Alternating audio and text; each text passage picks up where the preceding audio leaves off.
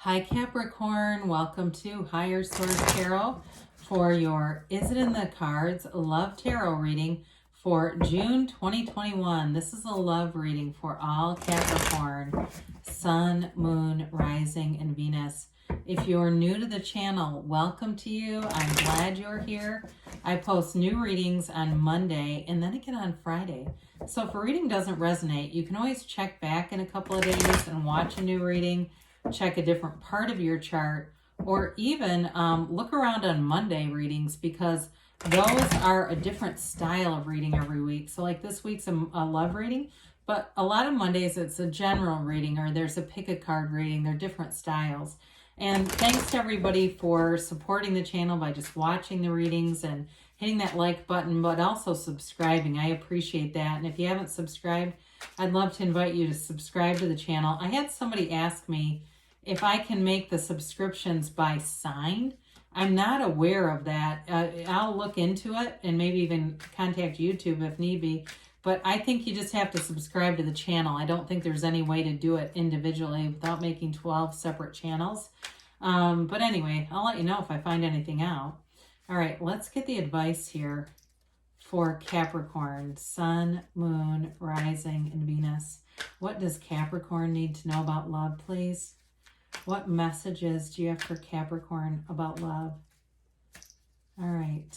All right, we'll begin here by drawing 3 cards to represent your energy, 3 cards for the person you're attracting, 3 cards for the advice. You've got the 8 of Wands, the Queen of Wands, and the Empress. The person you're attracting is the High Priestess. Interesting. The 5 of Wands and the 4 of Pentacles. You've got the 9 of Swords, the Hierophant. Wow, that's interesting. This is so cool. And the Page of Wands. I know that most people say, I don't really want to see the 9 of Swords and the advice. Like, that's not really cool. But the way that it came out with the Hierophant being right next to it is just amazing. And you've got an interesting situation here, because in the way that the major arcana work, you know, the Fool is the beginner's mind, or the soul, right? And then you come into basically the subconscious mind. The conscious mind is the Magician, then the subconscious is the High Priestess. The High Priestess and the Magician together form the Empress. So that's why it's so cool. They came out next to each other. So the robe of the High Priestess forms, you see the pool of consciousness beginning to run through in the Empress. So this is going to be important, because you've definitely got a connection with this person, big time. And also too, the High Priestess and the Hierophant are counterparts. They go together also. So there's definitely a strong connection here. You've got love coming in for sure. You're wanting a relationship. You've got the arrows of love here. The 8 of Wands are not just a quick, sudden communication, but they're love. There's somebody who's seeking you. And so if this person seems like, it may seem like somebody who is not interested, or it's not that they're not interested, they just haven't been forward with it. I do feel that way. But it may be you that needs to take the action here, because you're going to be feeling the pulse of moving forward, wanting to move forward with this energy. Now, the Queen of Wands, again, I think this person finds you incredibly attractive. The Queen of Wands is a very passionate energy. It's taking action.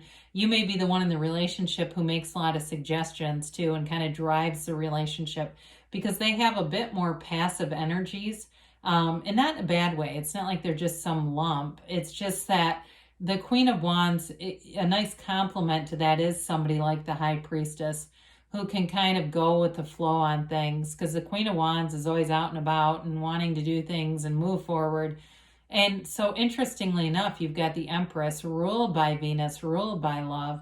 And the Empress is always, she's the mother of the tarot, but she's perpetually pregnant too. So be aware of that, because there's definitely fertility in these cards. And the Empress, though, is never-ending love. The Empress loves deep. And it's a card of you being a phenomenal partner for somebody. We didn't get into the energies, did we? We've got Taurus here. We've got Fire, Aries, Leo, Sag. We've got Earth in general, and Air here too.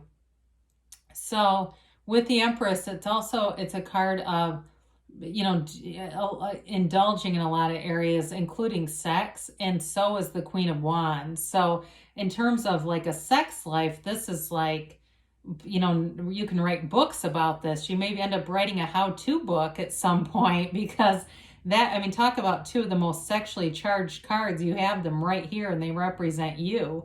So let us know when your book comes out. I think we'd all be interested to hear it. Or maybe it's your own memoir. I don't know. That'd be interesting too. So the person you're attracting, they definitely do not, open up easily. I think that with the High Priestess, that's a very passive energy, okay? But it's not stagnant. It's using analysis. It's also a card of secrets being revealed. So there may be somebody here who really does have their eye on you and they haven't said anything. They just like to watch and it's not stalkerish, okay? It's like they like to evaluate. The High Priestess, too, though, is a card of deep spirituality. It's utilizing the laws of the universe. It's working with them. It's a co-creative kind of energy.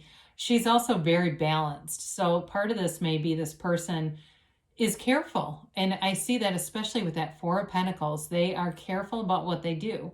They've been with crazy before. And so they like to try to evaluate. And my only concern with them, minor concern, is their hesitation shows up in that Nine of Swords, where I feel like they have a little bit of a hard time trusting people, and it does create some uncertainty in their energy field.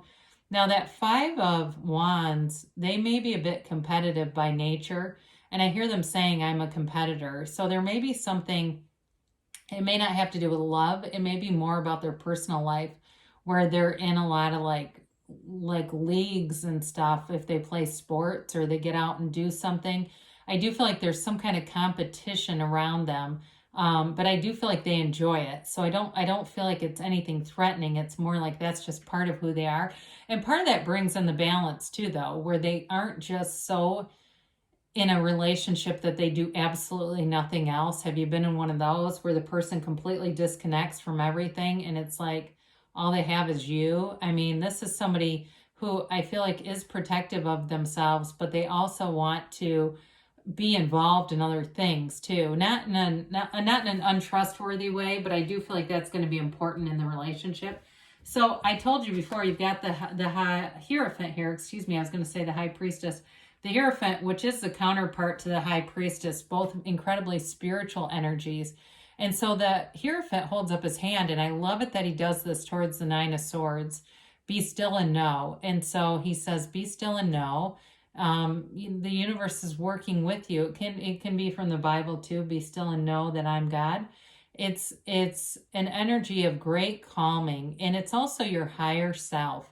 And so when you're in the energy of the Hierophant, you cannot make a bad choice when you're being guided under this energy, because your higher self will never tell you to do something that's dishonest or immoral. That's the mind that pulls that crap.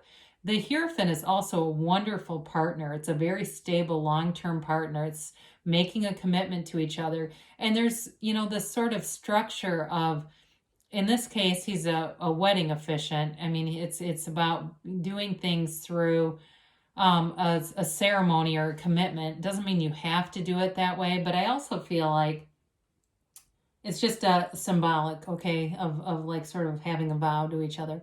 But I also feel like, too, there's something about this where you're always kind of learning from one another. And it's not in a negative way. It's in an interesting way. There's something that intrigues you. But I didn't talk much about that Nine of Swords. I do want to acknowledge that a little bit. I feel like part of this uncertainty is just basic fear. Somebody being afraid of being hurt. I do feel like things move forward, though, especially with the Hierophant. It's a marriage card here. I was just looking because that's the 5. I thought it was. Yeah, the Emperor's the 4th. But anyway, the Page of Wands comes in, and he's an uplifter. Okay, I mentioned before, there's competition, but I don't feel like it's between the two of you. The Page of Wands brings in that cheerleader energy where you cheer each other on. You encourage healthy interests, healthy independence in a relationship. But you are also, it's a trustworthy relationship. So you don't have to be checking somebody's phone or wondering is golf, really golf, or they, you know, out at a bar or a strip club or something. I mean, this is the kind of loyalty and trust and kind of a camaraderie of sorts too. I mean, it's really a nice energy. So I definitely think that there's love here. I see it here for you. And I love, like I said, to see some of these cards that are so much related to one another showing up here, because there's a nice melding of your energies. There's a very nice flow between the High Priestess and the Empress especially, but even having the Hierophant in here is important. You know, it's in every part of the reading.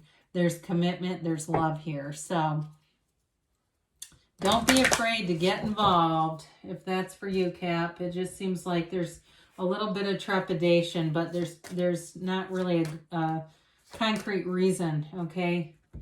So let's get a...